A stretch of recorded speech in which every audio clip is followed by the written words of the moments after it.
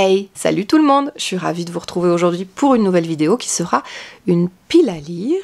Et ce sera celle du Black November, puisque je sais pas si vous l'avez vu venir, moi pas du tout, mais le mois de novembre pointe déjà le bout de son nez et il est temps de vous présenter mes lectures qui seront pendant ce mois de novembre entièrement dictées par l'amie Séverine du groupe Il est bien ce livre, qui nous a concocté un petit menu pas si facile que ça cette année, en tout cas pour ma part, j'ai eu du mal à sélectionner des livres qui rentrent dans toutes les catégories.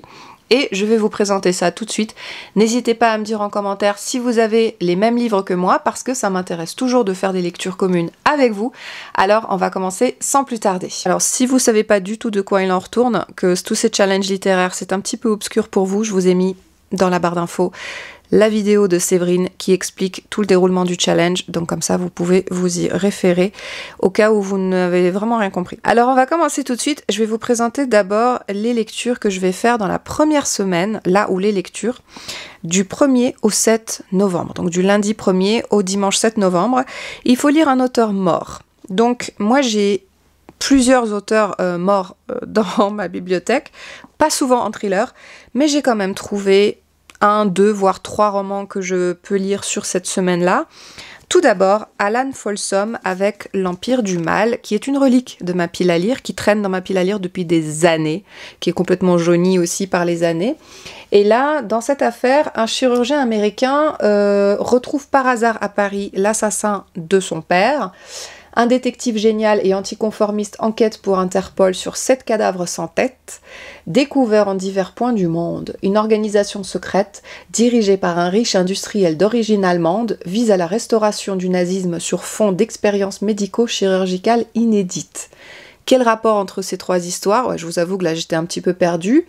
C'est ce que le lecteur découvrira peu à peu, conduit par un suspense d'une exceptionnelle intensité vers un dénouement à couper le souffle. Je sais pas, j'ai l'impression que c'est un petit peu daté. Mais après tout, avec Manipulation, que j'ai lu récemment, que j'ai chroniqué sur Instagram déjà, mais que je vais vous présenter en vidéo, j'avais passé un très bon moment et c'était un roman qui datait aussi un petit peu. En tout cas, nul doute que Alan Folsom est bien mort et je vais peut-être le sortir celui-là enfin pour le Black November. Je dis peut-être parce que c'est pas sûr, hein.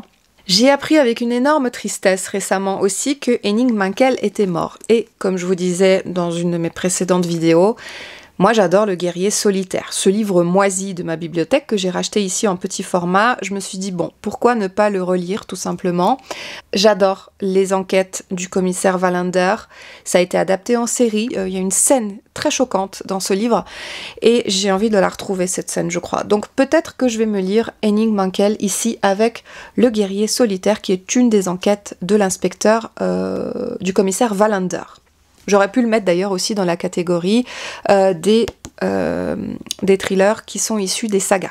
Mais je vais peut-être aussi sortir mon auteur chouchou, avec lequel je n'arrête pas de vous rabâcher les oreilles, qui est Georges Chesbrough. Là aussi, ça fait partie d'une collection de livres avec Mongo le Magnifique, qui est un détective nain, pardon, une personne de petite taille, et qui est extrêmement intelligent, et qui est surtout extrêmement sympathique. J'adore l'écriture de Georges Chesbrough, mort en 2008, c'est un auteur américain. Et ici, dans cette enquête, on est à la période de Noël. Voilà, donc j'aurais pu le caser autant dans les collections que dans la dernière catégorie qui doit se passer à la période de Noël. Donc je ne sais pas encore sur quelle semaine je vais le lire, mais en tout cas, j'ai vraiment envie de me replonger dans cette enquête de Georges Chesbrough que je n'ai probablement pas encore lu. Ouais. Du 8 au 14 novembre, il faut lire un thriller dont le titre comporte une date, un numéro, un jour, un mois, voilà, un nombre, un chiffre. Ici, on est dans la chambre 622 avec Joël Dicker, qui est un auteur que je boude depuis très très longtemps. J'avais pas grand chose en fait dans ma pile à lire et j'ai trouvé celui-ci. On est à Verbier, à côté de Genève. Il y a très longtemps de cela, il y a eu un meurtre atroce qui a été perpétré dans la chambre 622 du Grand Palace de Verbier. Et des années plus tard, en 2018, un écrivain va débarquer dans cette chambre d'hôtel et il va, malgré lui, être confronté de nouveau à ces événements historiques. Donc, apparemment, il est question aussi d'un triangle amoureux, Je sais pas si ça va me plaire, mais l'avantage c'est que les Joël Dicker se lisent, paraît-il, très rapidement, qui sont assez voilà, immersifs, donc je vais découvrir moi la plume de Joël Dicker avec cette énigme de la chambre 622 ici aux éditions de Fallois. Alors, pour cette troisième catégorie, du 13 au 21 novembre, il faut lire un thriller de votre pile à lire qui est inspiré de faits réels ou qui traite, voilà, qui a, on va dire, une grande présence de l'enquête judiciaire à l'intérieur, en fait. Donc, on peut pas vraiment le savoir en avance, et c'est vrai que finalement, je vois les gens reprendre un petit peu les mêmes auteurs, les mêmes histoires. Moi, pour ma part, j'ai pas échappé à la règle. J'ai pris un John Grisham avec La Sentence que j'ai acheté ici en poche. Je suis pas une grande férue des romans judiciaires, des thrillers judiciaires. John Grisham est connu pour avoir vraiment une dimension judiciaire dans ses romans, apparemment. Hein, si vous me dites si je dis des âneries. Alors ici, on est à l'automne 46.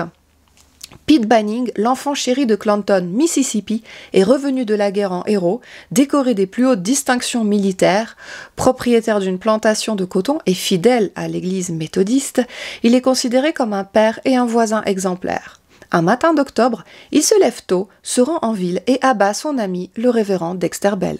Et le deuxième livre que j'ai trouvé dans ma pile à lire qui parle aussi, cette fois-ci, des faits réels, il est inspiré de faits réels, c'est Le lecteur de cadavres de Antonio Garrido. Et celui-là, je le vois dans beaucoup de points lecture, j'en entends parler dans beaucoup de bouches. Effectivement, ce livre-là, je l'ai acheté un petit peu sur un coup de tête, je l'avais vu en librairie il y a très très longtemps. Il s'agit également d'une relique de ma pile à lire. Et là, Isabelle, je t'attends. Isabelle, je t'attends pour le lire ensemble. On s'était calé d'ailleurs une date pour le lire, donc je compte sur toi. Bien, ici, on est dans une histoire inspirée donc de faits réels d'un jeune homme qui était très très doué dans la Chine du XIIIe siècle. Dans la Chine du XIIIe siècle, il était très doué pour lire en fait les causes de la mort sur un corps. Et donc il va être recruté par l'empereur pour être en fait un médecin légiste. Et il va être en fait le premier médecin légiste de l'histoire. Son avenir ainsi que celui de sa famille va dépendre de son travail. Et c'est ça qui, je pense, va rendre ce roman historique et ce thriller palpitant extrêmement intéressant. J'ai hâte de lire cet ouvrage, surtout que j'en ai entendu énormément de bien. N'hésitez pas à me dire d'ailleurs si vous aussi vous êtes intéressé de le lire en binôme, trinôme avec nous. Alors du 22 au 28 novembre, il faut lire un livre, un thriller, issu d'une saga. Et là, alors j'en ai pléthore. Hein. Alors j'ai sélectionné 3 romans. Et je suis pas sûre que je pourrais lire tout ça. Mais il y en a un que je vais lire de sûr. Et c'est le Nicolas Beuglet, Le Dernier Message, que j'ai reçu en fait en cadeau. J'ai gagné un jeu concours. Il est d'ailleurs dédicacé. Et il faut absolument que je vous lise la dédicace parce qu'elle est énorme. Je l'ai gagné sur Insta. Bravo, sauf qu'après cette lecture, tu ne retourneras plus sur les réseaux sociaux pour gagner d'autres livres. Tu comprendras amicalement, Nicolas. Voilà, donc ça m'a fait énormément rire. Merci pour cette dédicace. Merci aux éditions XO pour le gain concours. Et j'ai hâte de découvrir donc Le Dernier Message, qui est le premier d'une saga de Nicolas Beuglet, un auteur que j'adore de base. J'ai lu Le Complot et pour moi, il est dans mon top 3 de tous les meilleurs thrillers de l'univers en fait. J'adore cet auteur. Et j'ai hâte de découvrir Le Dernier Message de Nicolas Beuglet grâce à ce challenge littéraire. Donc celui-là, c'est sûr que je le sors. Et comme vous pouvez vous en douter, mais qu'est-ce qu'elle lit, l'amie Katarzyna, dans ses heures perdues ou en randonnée? Hein, vous vous souvenez pas? Eh ben, elle lit du Jussi Adler-Olsen. Et ici, j'ai L'Effet Papillon, qui est, je crois, le 5e tome de la saga des enquêtes du département V, avec l'inspecteur Karl Mork et Assad, oui, voilà, vous connaissez, à force, hein, j'en parle beaucoup de cette saga, je l'adore, je ne sais pas du tout de quoi cette enquête va parler ici et je ne veux pas le savoir, je veux me lancer à corps perdu dans cette histoire et je pense que vraiment je vais la sortir parce que novembre sera thriller ou ne sera pas. Et le dernier que j'aimerais beaucoup sortir de ma pile à lire pour avoir harcelé ma libraire pour qu'elle le commande, je veux découvrir La plume de Haro Saints de la Maza avec Docile, ici aux éditions Actes Sud, mais quelle couverture déjà, et je l'espère quel roman? Eh oui, celui-ci fait partie d'une saga, je l'ai appris un petit peu à mon insu, il paraît qu'il s'agit d'un tome 2, mais comment vous dire, j'ai vraiment extrêmement envie de découvrir ce livre malgré ce détail, déjà pour la couverture et aussi pour l'histoire, parce qu'on va être en Espagne. Si vous voulez, je vous lis la 4e de couverture, vous pouvez passer un petit peu si ça vous intéresse pas. Un jeune homme commotionné et gravement blessé se présente au poste de police pour signaler un crime. Les agents dépêchés sur les lieux découvrent les 5 membres d'une même famille massacrés à coups de pierre. Tout semble accuser le garçon, qui se trouvait sur place et porte sur lui l'ADN des victimes. Un être d'apparence docile qui pourrait tout aussi bien être un monstre et se révèle quoi qu'il en soit un manipulateur hors pair.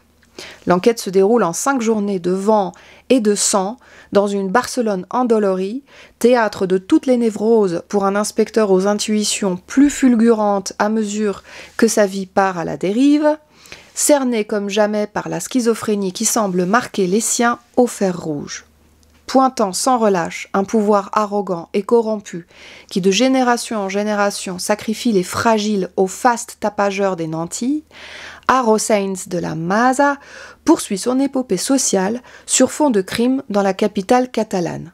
Il dresse ici le saisissant portrait d'une ville blessée, profondément marquée par les attentats islamistes de 2017, qui semble nimbée d'une irréalité fantastique. Des êtres bouleversés se déchirent, pendant que d'autres se lancent dans une enquête effrénée d'amour. Seul viatique, peut-être, pour éviter le naufrage. Voilà. Comment vous voulez résister à une 4e de couverture pareille? Donc j'attends un roman palpitant, un roman social, un roman dense, avec une bonne psychologie, au moins du présumé meurtrier, si je puis m'exprimer ainsi. En tout cas, j'ai hâte de découvrir cette plume et j'espère vraiment avoir le temps dans cette petite semaine de le sortir. On verra, le temps nous le dira.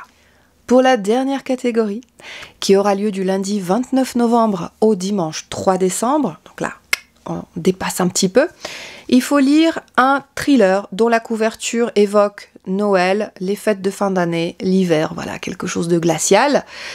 Et là, vous allez très vite comprendre pourquoi je voulais lire Nicolas Beuglet tout à l'heure. Eh bien, j'aimerais beaucoup sortir en fait Le Passager sans visage de Nicolas Beuglet, qui est donc le 2e tome de cette série, de cette saga, et qui a une magnifique couverture hivernale qui me fait penser à Snowpiercer, un film, série que vous avez peut-être regardé, que moi j'ai adoré le film. Et ici, on est toujours dans un thriller de Nicolas Beuglet, également donc dédicacé et gagné grâce aux éditions XO et au merveilleux concours qu'ils ont proposé. Et le 2e livre que j'arriverai peut-être à sortir ou pas, c'est Mots Maleux avec Kanak, qui est le 1er livre d'une série aussi. Ici, il est question d'un cadavre trouvé en Antarctique, il me semble, déchiqueté par ce qui pourrait être des ours polaires. Mais en réalité, c'est peut-être pas ça. Et il y a un enquêteur qui est dépêché sur place, qui est, je crois, un tome 1. Enfin, il y a intérêt quand même. Parce qu'à un moment donné, à force de lire les trucs dans le désordre, je ne m'en sors plus. En tout cas, je vous remercie d'avoir suivi cette vidéo jusqu'au bout. N'hésitez pas à me dire s'il y a des livres que vous avez vous aussi piochés pour votre sélection du Black November.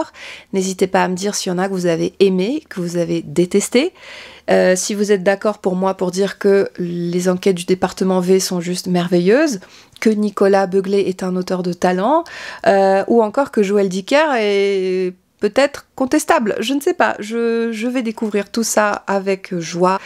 Je t'attends toujours Isabelle pour lire Le lecteur de cadavres ensemble, et bien sûr j'ai pioché un petit peu dans toutes les nationalités pour pouvoir me faire une pile à lire la plus éclectique possible, même si on reste dans l'univers du thriller, du polar, du roman noir, du policier. J'espère que ça peut aussi vous donner des idées, que ma vidéo vous donne des idées aussi pour sélectionner des bouquins, si vous en avez aussi dans votre pile à lire. Et pour ma part, il me reste plus qu'à vous retrouver dans un prochain point lecture pour vous parler un petit peu de toutes ces merveilleuses lectures et de ce que j'ai eu le temps ou pas de lire. Je vous embrasse très très fort et je vous dis à tout bientôt. Salut!